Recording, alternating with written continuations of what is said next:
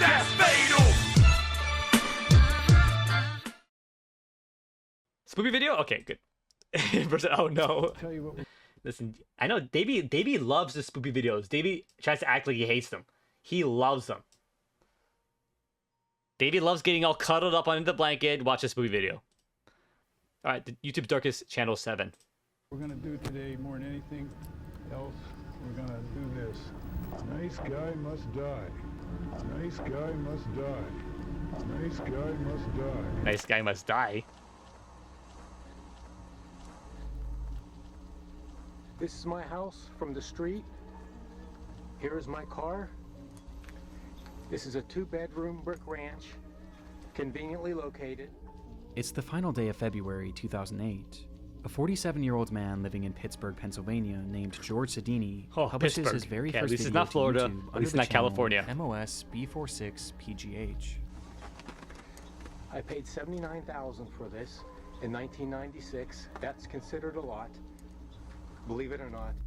The upload, titled How George Pittsburgh Lives, was almost like an old-school house tour of sorts, as George proudly displays the outside of his home, before then doing the same inside. Open it up. Oh, someone left it unlocked. That's not good. Inside, okay. Pan to the other side. Seemingly making a point of mentioning every minute feature and the otherwise dim. So far, empty no. home. So far, no. It's only been only the Woody cheating shit. But when it comes to fucked up videos, so far, nothing about Cali yet. Florida, unfortunately, To anyone already who been may checked have off a few stumbled times. upon this strange video or Sedini's channel in general back in 2008, it would likely come off as entirely uninteresting and far from anything disturbing. However, to those who find it today, this is all that YouTube was back in 2008 too. It was just people vlogging their like fucking due to the events house. that transpired after this first So a video lot of was these videos published. would just Events that have since like fly under transformed the radar, even if they're MOS weird. B46 PGH page This guy could have been a murderer into and one no of one would know. YouTube's darkest channels. Please meet every woman's Do dream. something so she remembers your name. Keep your mate with you. Like, that's just how it was Make sure you 2008. Trust. Be careful. Is all I can say. I'm gonna post this and see what comes back. Like I remember my first channel before I got banned. I would just upload movie clips and then it got banned because of copyright. Those mafiosos, my name.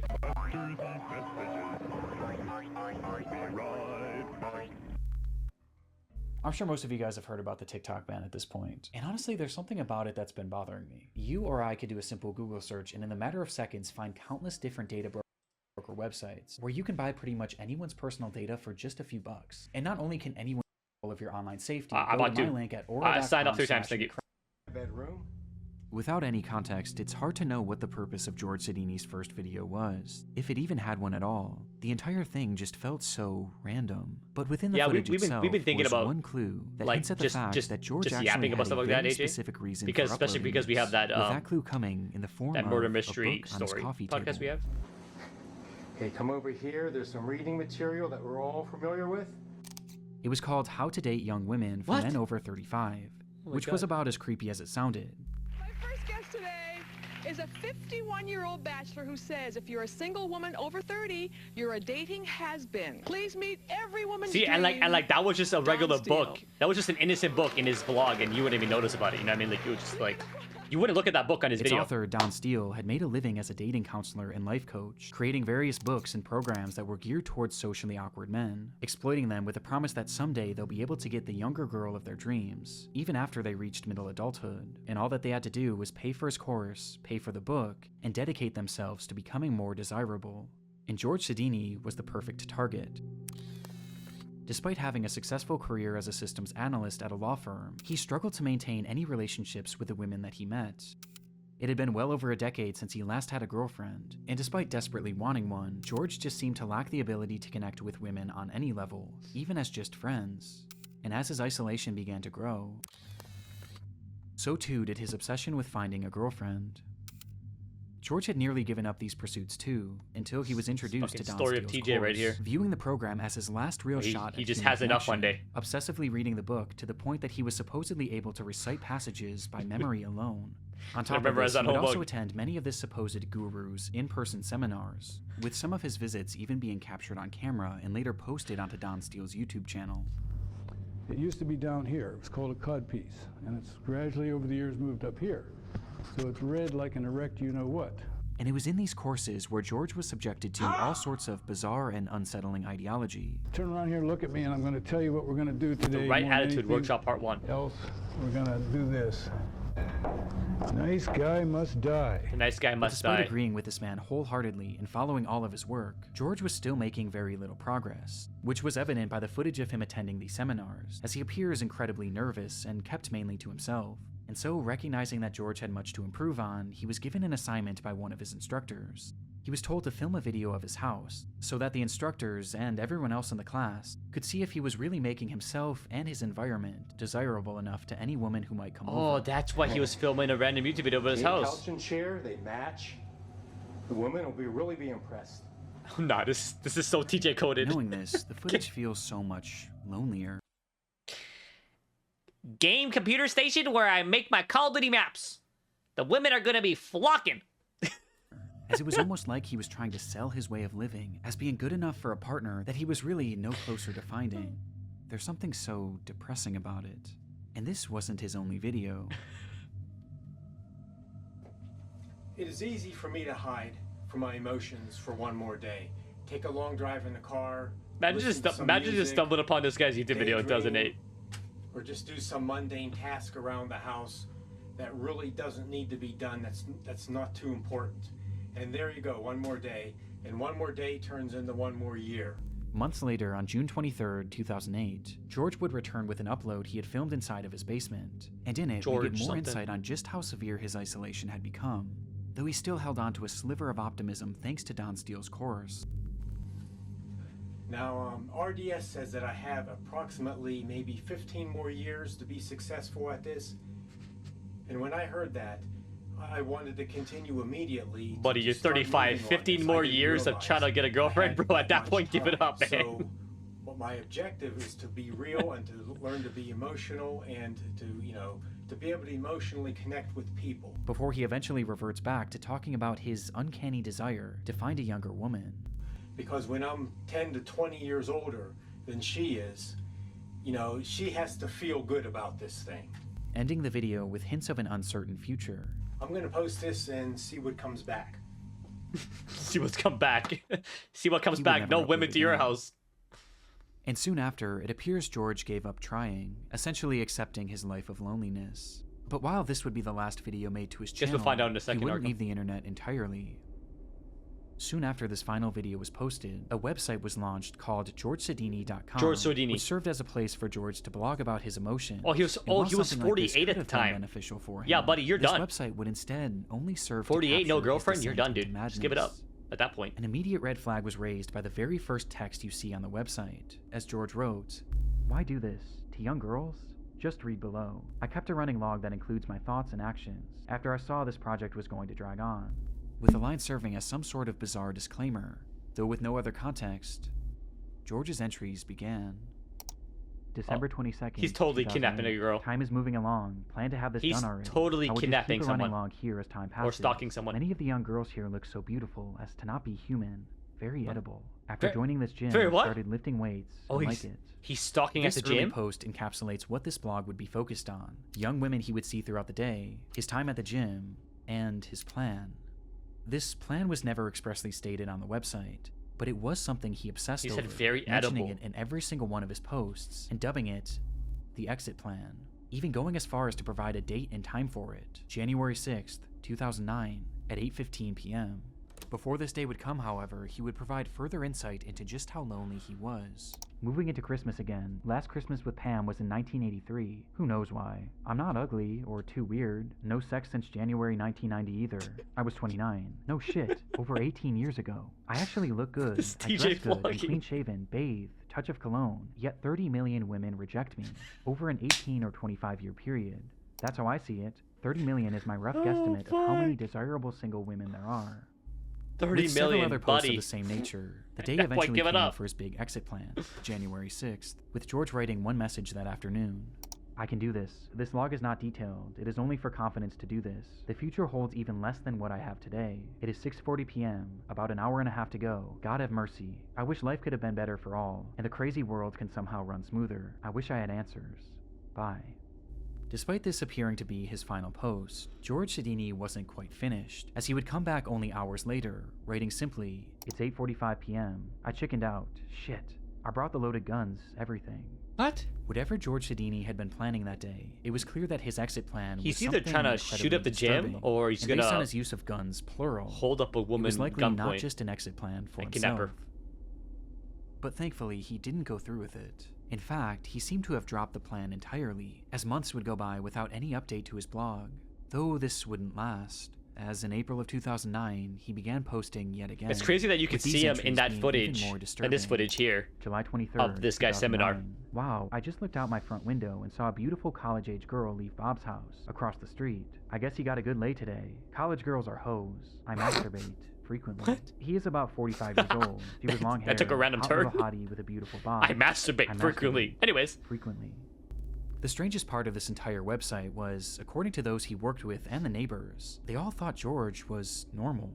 A little off, sure, but it appeared that these disturbing thoughts and plans were kept solely in his blog, and solely in his mind. But on July 28th, 2009, this would all change. He just goes, college girls are George hoes. had boarded a Port I Authority bus masturbate that frequently. day and took a seat, carrying with him some sort of duffel bag, and as the ride commenced, he unzipped the bag and began to fiddle with something inside of it. An anonymous man sitting next to him noticed this, and curiously leaned over to see what he was doing. In George Sidini's hand was what appeared to be a grenade. A grenade? The stunned passenger ran off at the next I stop. thought a and immediately pistol alerted or the something. police. But bizarrely, nothing actually came of this. No explosions happened that day, and upon police eventually tracking down Sidini 2 days later, he was searched, but there was no sign of this supposed grenade, and the man who had reported this incident was unable to positively identify him. And so, George was released, allowing him to continue on with his day, and to continue on with his posting. August 3rd, 2009. I took off today, Monday, Not and the tomorrow posting to again. practice my routine and make sure it was well polished. I need to work out every detail. There is only one shot. Also, I need to be completely immersed into something before I can be successful. Yeah, I haven't Bros had a drink 48 since talking Friday about at college 2:30. girls. Total effort needed. Out of Bob's Tomorrow house. was the big day. Last time I tried this in January, I chickened out. Let's see how this new approach works. Maybe soon, I will see God and Jesus. This was the final update made to GeorgeSidini.com, and unlike his previous attempt at carrying out this exit plan, this time, he didn't back out. September On August 4th, 30th, 2009, he was born. George Sidini would enter an LA Fitness in Bridgeville, Pennsylvania, and walk directly into a woman's aerobics class with a duffel bag in his hand. He then dropped his bag on the floor with a loud bang before he closed the door and shut off all the lights. In a moment of darkness no. and confusion, one witness recalled that she felt the presence of someone who didn't belong there. Oh no. Before total panic would ensue. Everyone was just screaming so loud. At first, I didn't even think shots were being fired. It was so surreal. At that moment, George Sidini had brandished 2 guns from his bag and opened fire on the group of 30, all of whom were women, which was entirely the point. In that dark, cramped room, George would discharge his weapon 52 times, striking 12 different women and then himself. Of the injured, 49-year-old Elizabeth Gannon, 38-year-old Jody Billingsley, and 46-year-old Heidi Overmeyer would tragically lose their lives, while the others were left with permanent injuries, both physical and mental. It wasn't hard to find a motive. George had spelled it out at least right he there in didn't, his at least he didn't blog. use the nade He though. desired women so much that his inability to ever gain a real connection with any And he of shot them 12 and turned only his 3 died? infatuation into pure hatred. And this is how he wanted to make them pay. And the ironic part is that this What a was all loser. so avoidable, as these plans were heavily implied on his website, which had been publicly available online for roughly an entire year. Yet no one cared enough about him to ever look. Well, yeah, it's easy because for me to hide from like my no one's gonna be emotions checking for this one guy's more YouTube day. channel. Knowing what we You know know what I mean? now, George's channel is highly disturbing. Just as as like it a random shows us blog. a glimpse into a mind on the verge of completely snapping, and a last gasp attempt at achieving normalcy by a person who would go on to become a monster. Literally, it reminds me of and this didn't other get what guy. he wanted. This one teenager, Everything I same thing, need. got rejected by women, and he shut up a college. Well, I that can't about remember his sums name, it up. but he was a rich guy too. I think his name is Elliot something. Hi guys, I am with Lewis. Just having a little drink. Oh no, not the UK accent. Oh no. Mark Williams always dreamed of being a YouTuber.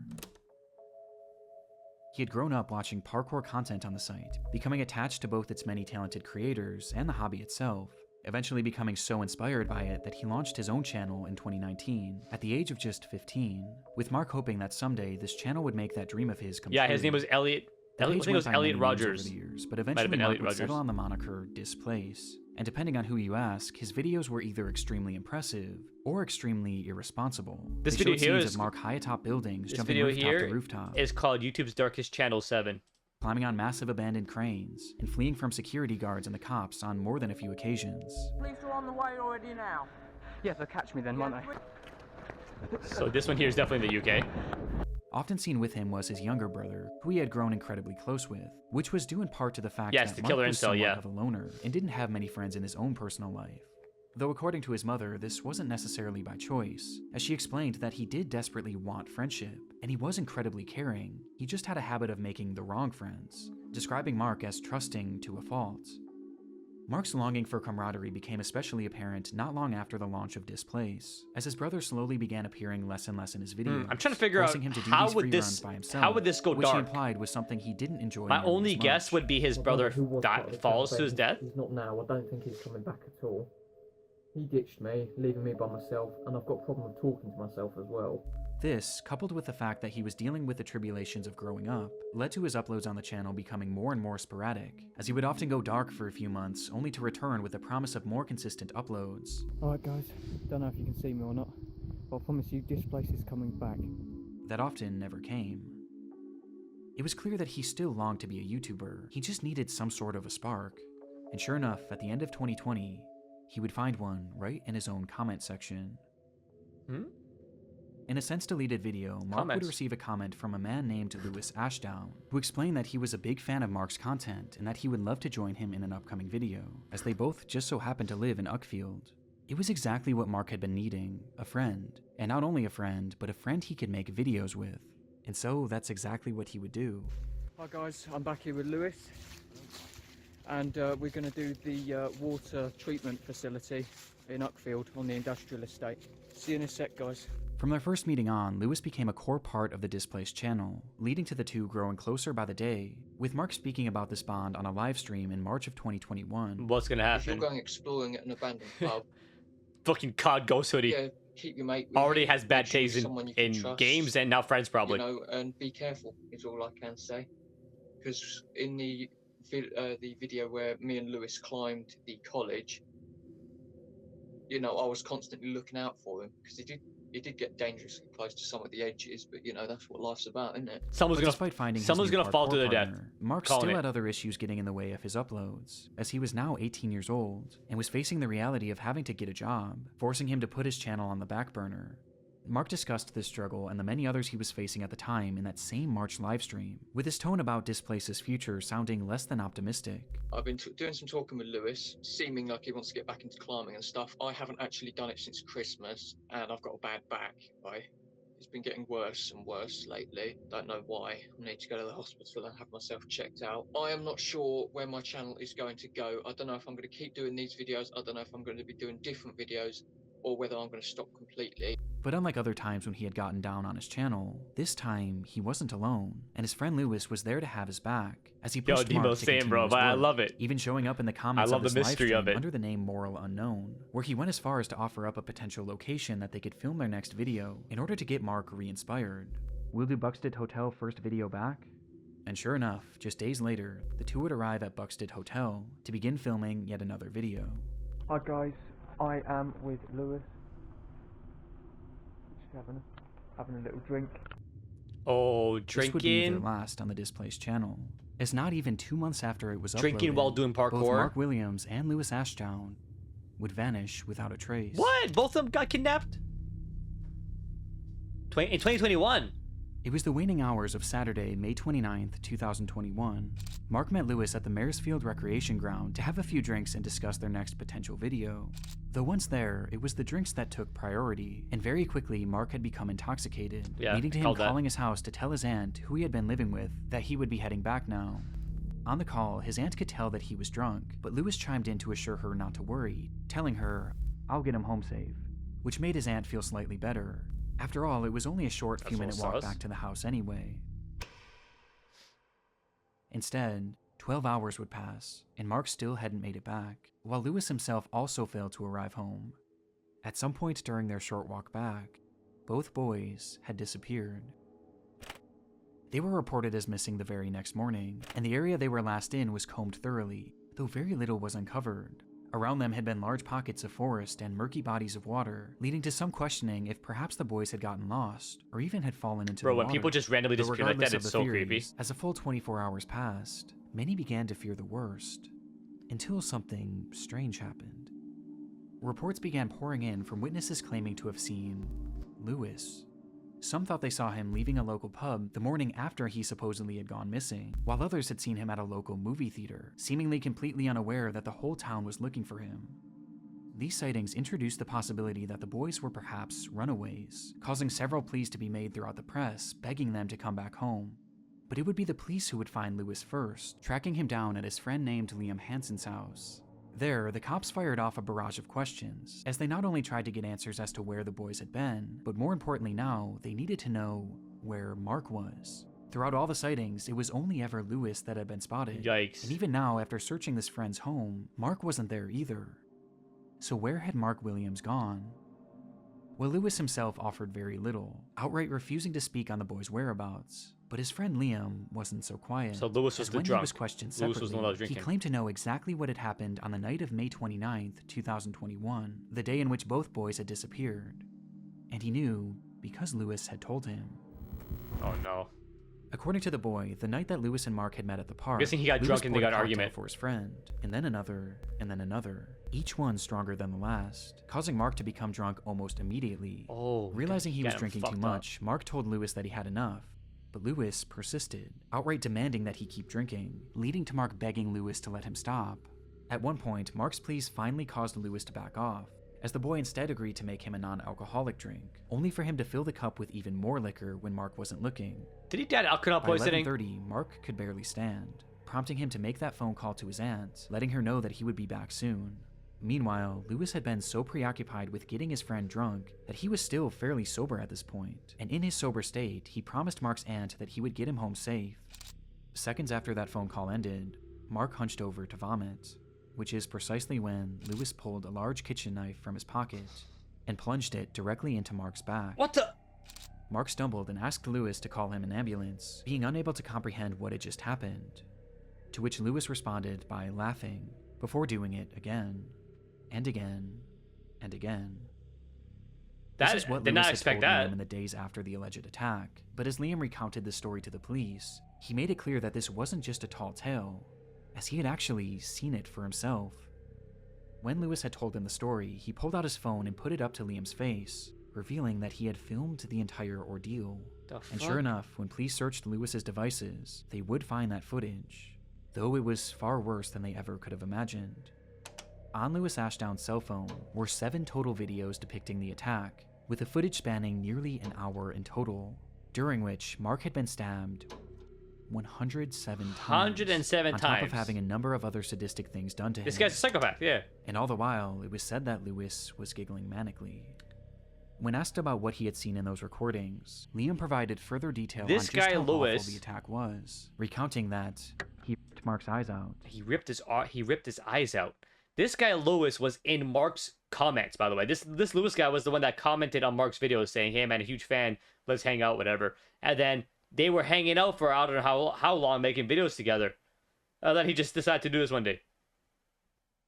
Proper psychotic stuff. I was going into shock. I was shocked how he came out with it. I wanted to run and tell someone. This was clearly not a normal crime. He was It displayed a level of planning it the evil whole and time. hatred that goes past human comprehension, and due to its brutality, police assumed that surely something must have happened between these two to breed so much hatred inside of Lewis. But according to Lewis, this wasn't actually... Nah, this guy here, he's a predator. He was trying to find someone to kill. He found a YouTube channel that was very, very small, under the radar.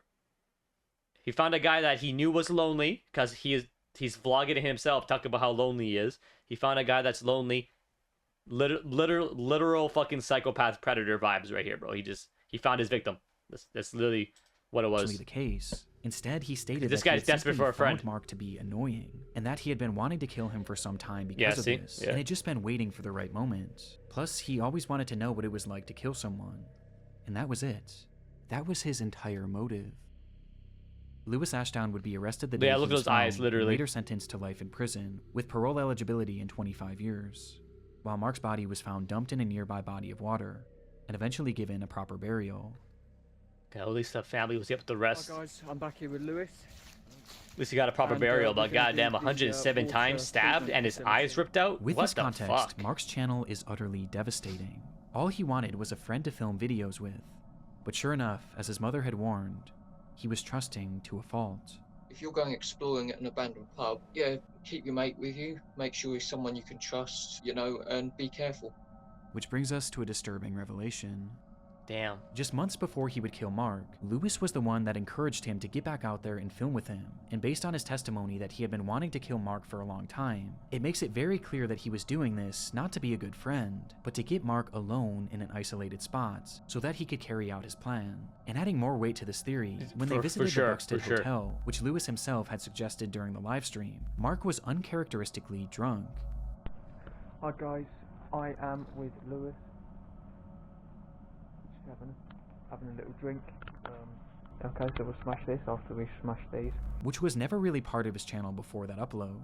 And Lewis was uncharacteristically nervous. We're going to do a couple more bangers. Can't tell you what they are in case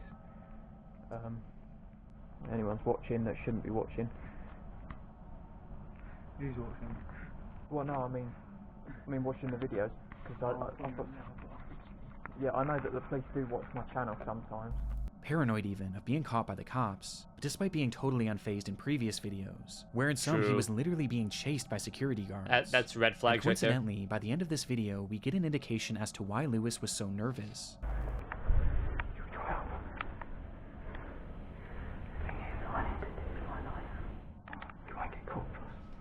Because he had been carrying a knife. All this leads me to believe that that night, Lewis pushed Mark to film a video in an abandoned location, then got him drunk, and was going to carry through with the murder, before eventually backing out for unknown reasons. And all the while, Mark was completely unaware, never once suspecting that the man he had been filming with had secretly been plotting to kill him. And one day, That's so would fucked actually up. That's go so through with it. crazy. Okay, I'll wrap it up now then, guys. Like, they're hanging Yeah, out and I'll see ya. shit. He trusts him, and the whole time he's planning on stabbing him. Well, this should be quite amusing. Enjoy. That's uneasy, yeah, for sure. Fuck, that's crazy, man. That's a crazy one. Joshua Brown. Joshua Brown started his YouTube channel back in 2010, a time when many individuals, including himself, used the site to upload random videos offering momentary glimpses into their lives. Joshua was in his mid-30s at the time and had recently finished serving in the Navy, before eventually settling down in Canton, Ohio, where he focused on his many passions. He loved driving, he loved technology, and he loved a little bit of danger. And soon, he became infatuated with a product that was essentially Okay, the this guy sum seems of like a all three. daredevil. Okay, this guy seems like a daredevil. I'm gonna have to go with wild guess. Car accident, some sort of accident like that. For Joshua, these electric vehicles were a technological marvel and the future of the automotive industry, and he dreamed of one day having one. With that dream eventually coming true in 2015 when he would purchase his very own Tesla Model S that would eventually become his life and his YouTube channel's primary focus. He began uploading videos of his new car immediately, but rather than these focusing on the vehicle itself, it was its most controversial feature that interested him the most: autopilot. Oh, it's The totally feature gonna had become crash. available for Tesla drivers in October of 2015, which is exactly when Joshua purchased his car and began uploading these videos. It's a brand new showcasing feature its with the Tesla at the possibilities. time. It has faults, I think. It takes all If I recall the stress correctly, out of it. Get to your autopilot destination on slightly Tesla, slower, but when it hey, first came out, at had least now you don't have problems. to worry about anything. It's just let it go. He wanted to essentially be a pioneer, providing an overview of what self-driving was really all about, breaking down the specifics and showcasing a variety of unique situations that you might find yourself in if you were to use this driving mode yourself. This section in here is going to be very, very difficult for the car to handle. We're filming this just so that you can see scenarios go over where a the fuck- car it's gonna does go not over a do fucking well, cliff. so that you've got something to judge off of it when you're driving on your Davey. own. And he tried to make a point of doing so safely, as he never used the camera behind the wheel, and always had someone helping him to avoid any accidents. But despite his focus on safety, it was clear that he was pushing the capabilities of this brand new technology, as at this point it was still in its infancy, with one of the more glaring red flags being the placement of his hands. Here we are, stop and go traffic on 271, and geez, car's doing it all itself. When Joshua was shown driving, he hardly ever had his hands on the wheel, as he said he wanted to get the true experience of self-driving. That's This just that asking Tesla for had it, man. actually adamantly advised against. That's just and even asking had for it. visual and audible warnings if it detected that your hands were off the steering wheel. But Joshua seemed to find a workaround, as he instead used his legs to avoid tripping the sensor, while keeping his hands close by, ready to grab the wheel in case of an emergency. How I actually do it is so that it is really actually hands-free, is I keep my knees up, because the tack works pretty good, but I can still get my foot down to a brake, and just keep it like this, because you can react so quickly. It was clear that Joshua truly I don't care. I don't care if these fucking cars, like even Teslas now, I don't care if these cars guarantee like a 95%. I don't care if they guarantee a 99.9% chance, that it will drive by itself. My hands are always going to be on that fucking wheel, dude. Like, you know what I mean? Like always. Like either right on it or I'll be driving it without having autopilot, whatever it's called.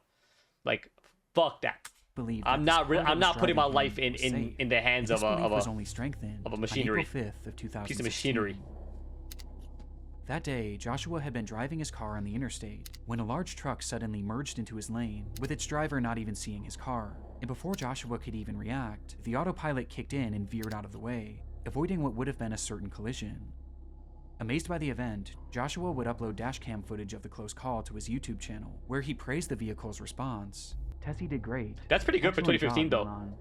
Like- this video would immediately go. Like that reaction time for 2015. Joshua would upload dashcam footage of the close call to his YouTube Look, like that's really good for Tesla's first models. channel, where he praised the vehicle's response. Tessie did great. Excellent job, Elon.